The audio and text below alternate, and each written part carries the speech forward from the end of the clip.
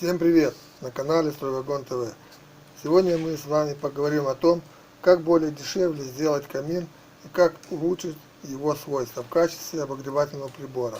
Так как каминами, печами и другими отопительными устройствами я занимаюсь довольно давно, то естественно, что накопился у меня определенный опыт в этом деле. И сегодня я выскажу свое мнение по этому поводу.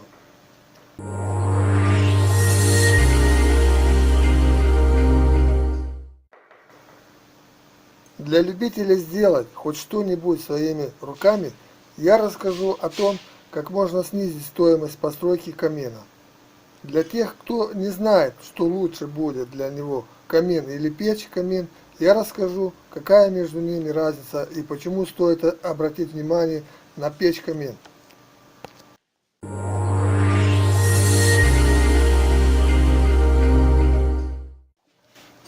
Ну а тем, кто не хочет терять свое время на строительство, будет интересно узнать, как можно быстро и удобно его построить.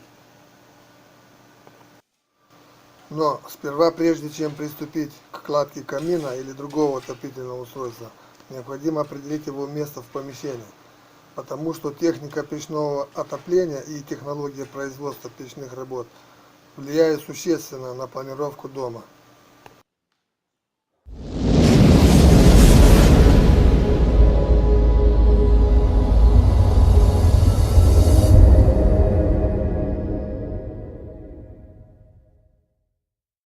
Итак, начнем с того, что, на мой взгляд, целесообразнее купить уже готовый камин заводской сборки, чем попытаться самому его построить у себя дома или нанять каких-то других мастеров.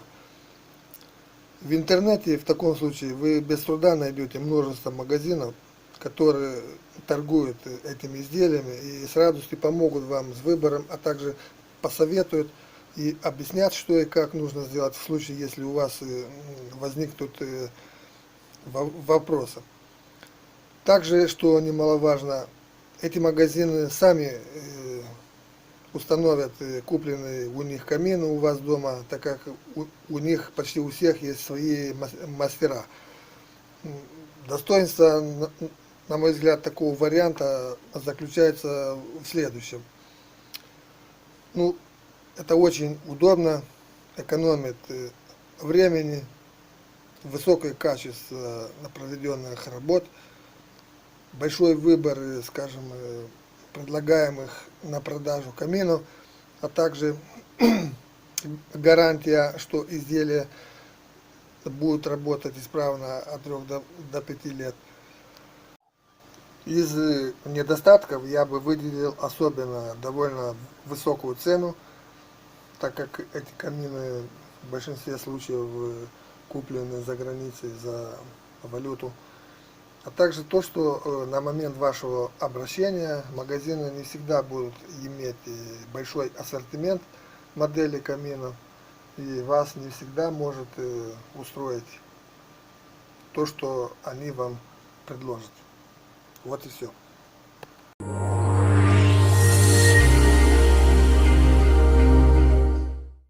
Итак, если вариант с покупкой камина вас по каким-либо причинам не устраивает, то тогда его можно и нужно построить своими руками.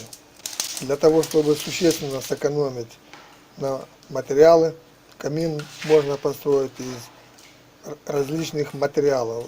Например, из бывшего в употреблении кирпича, который остался после разборки старой печи, или можно использовать новый кирпич, но не облицовочный, который по цене намного дешевле, чем облицовочный.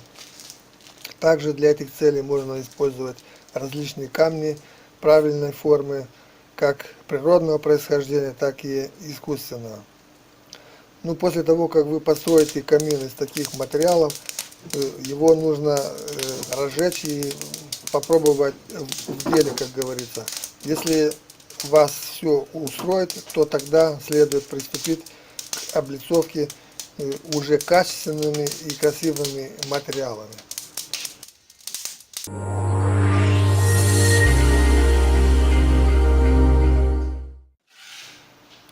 Камины не всем подходят по своим основным функциональным свойствам. Главное качество камина – это его декоративные свойства, но они не способны обогревать помещение в зимний период. У каминов очень низкий КПД, примерно 10-15%, и они также являются неэкономичными. Для тех, кто хочет сочетать достоинства каминов и функциональность отопительных печей, я бы посоветовал обратить внимание на каменопечь, то есть на печи, которые имитируют по своему внешнему виду камины. Каменопечь можно также ввести, как и камин, из необлицовочного кирпича или из других камней правильной и формы, а потом всю облицовку сделать из облицовочных материалов. КПД печи в таком случае, а также ее экономичность, будут высокими.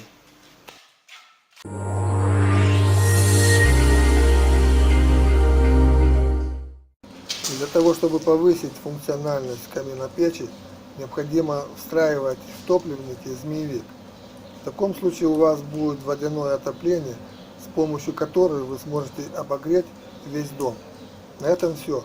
Спасибо за внимание. Не забудьте оформить подписку на наш канал. Встретимся в новом выпуске. Всем пока-пока.